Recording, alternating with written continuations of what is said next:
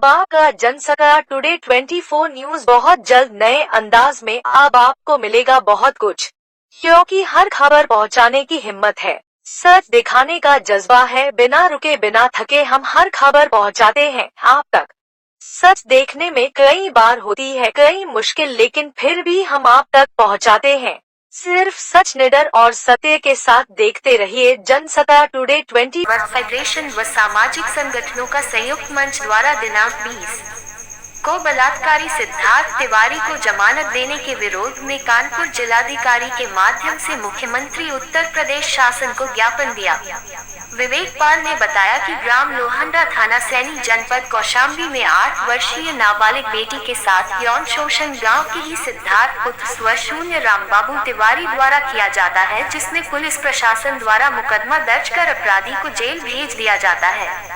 अपराधी के पिता बेटे के कृत्य से लोक लाज के कारण जहर खा लेते हैं और उनकी मृत्यु हो जाती है, जिसमें शासन के दबाव में निर्दोष पीड़िता के पिता, चाचा व भाई को अभियुक्त बनाकर जेल भेज दिया जाता है और अपराधी सिद्धार्थ तिवारी उर्फ धुन्नू को जमानत दे दी जाती है तथा साथ में वर्तमान ग्राम प्रधान भूपनारायण पाल को 25,000 रुपए का इनाम घोषित कर एनकाउंटर की कार्रवाई कर दी जाती है, जो न्याय संगत नहीं है। सरकार में बैठे कुछ मनुवादी लोग मनमाने तरीके से कानून से खिलवाड़ कर रहे हैं, जिससे पूरी जनता दुखी है।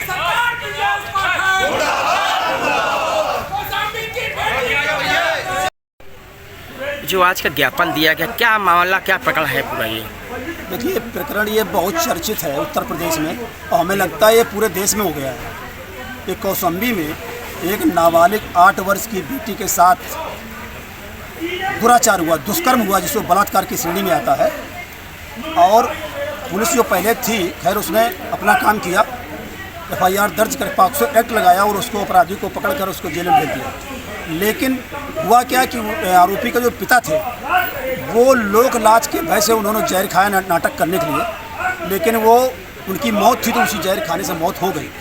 तो इन लोगों ने कूट रचना रची कि उसके 100 के ऊपर इस तरह से ऐसे किसी ने सुसाइड नोट लिखा, उसमें प्रधान को आरोपित बनाया और इससे पीड़ित परिवार को भी आरोपित किया। तो इधर से दबाव पड़ा। ब्रजेश पाठक जी जो मुर्दाबाद बोला जा रहा है उसकी वजह यही है, उन्होंने ट्वीट किया था कि ये जो रामबाबू तिवारी की मौत हुई है ये गलत हुई है, उसके साथ अन्याय हुआ है, वो लोग आरोपी हैं, उनके धमकाने की वजह से, प्रधान के धमकाने की वजह से उसने जहर खाया, तो उनको जेल भेज दिया गया। और प्रधान जबकि वहाँ था नहीं, वो हरियाणा में था, उसको इतना बड़ा अभियुक्त बनाया गया कि उसको ऊपर 25,000 का इनाम घोषित कर एनकाउंटर का आदेश दिया गया। तो वो मामला तूल पकड़ता गया क्योंकि अन्याय हुआ। और वो जो आरोपी था, तो समझिए आप कि पॉक्सो एक्ट की धारा हटा करके सामान्य धारा में उसको अंदर करके और उसको रिहा कर दिया गया और इनको जेल भेज दिया गया, जिसको न्याय मिलना चाहिए था। तो ये गलत है, इस संविधान के खिलाफ है। संविधान को बिल्कुल दरकिनार कर दिया गया।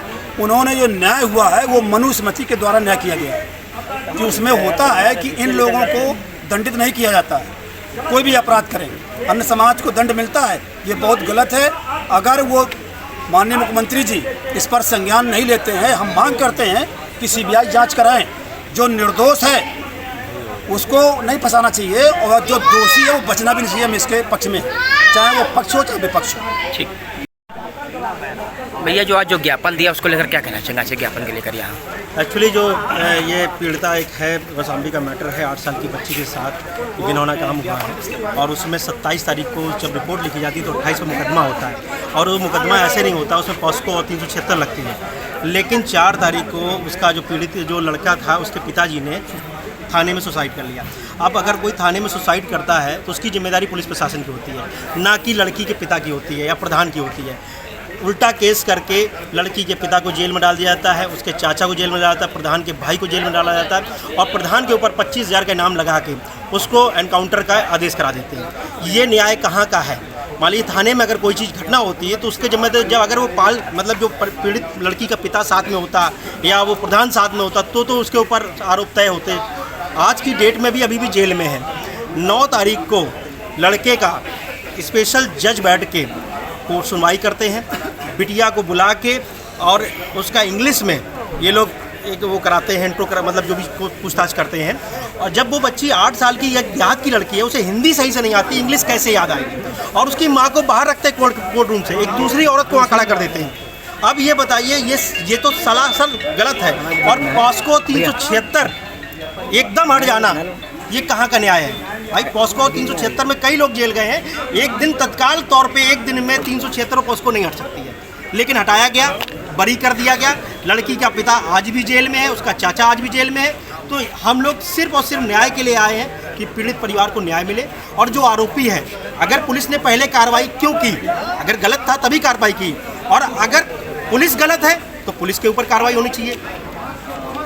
कितना पुराना मामला है ये? ये 27 मई का मामला है। 27 मई से अभी इतना समय हो रहा, क्या कहेंगे इसको लेकर? और कुछ अभी तक जितना हो रहा है अंधा कानून चल रहा है। लड़के के पिता ने जब से आत्महत्या कर ली है तब से पूरा केस पलट गया है। इसमें हमारे उप मुख्यमंत्री ब्रजेश पाठक जी इन्वॉल्व हो गए हैं। उन्होंने बाकायदा उनके वीडियो सारे आपने सोशल मीडिया पे देख सकते हैं, ट्वीट भी उनका सोशल मीडिया पे आप देख सकते हैं। उनका जब से एक्टिव वो हुए हैं तब से पूरा प्रशासन चेंज हो गया। जैसा ब्रजेश सर बोल रहे हैं वैसा होगा।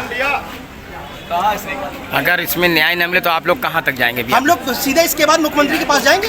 भाई वो इस प्रदेश के मुखिया हैं, उन्होंने कहा था बेटी बचाओ बेटी पढ़ाओ। आज बेटी के 8 साल की बच्ची के साथ ऐसा घिनौना कार्य हो रहा है। आपने लखनऊ घटना देखी होगी, तत्काल तौर पे एनकाउंटर करके मार दिया गया, और एक अभी पैर में गोली मारी, उसको भी अरेस्ट करके अंदर किया गया।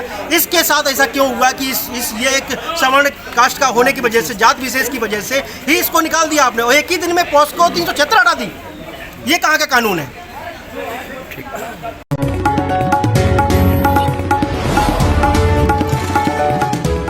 अब आपका जनसत्ता टुडे 24 न्यूज बहुत जल्द नए अंदाज में। अब आपको मिलेगा बहुत कुछ, क्योंकि हर खबर पहुंचाने की हिम्मत है, सच दिखाने का जज्बा है। बिना रुके बिना थके हम हर खबर पहुंचाते हैं आप तक।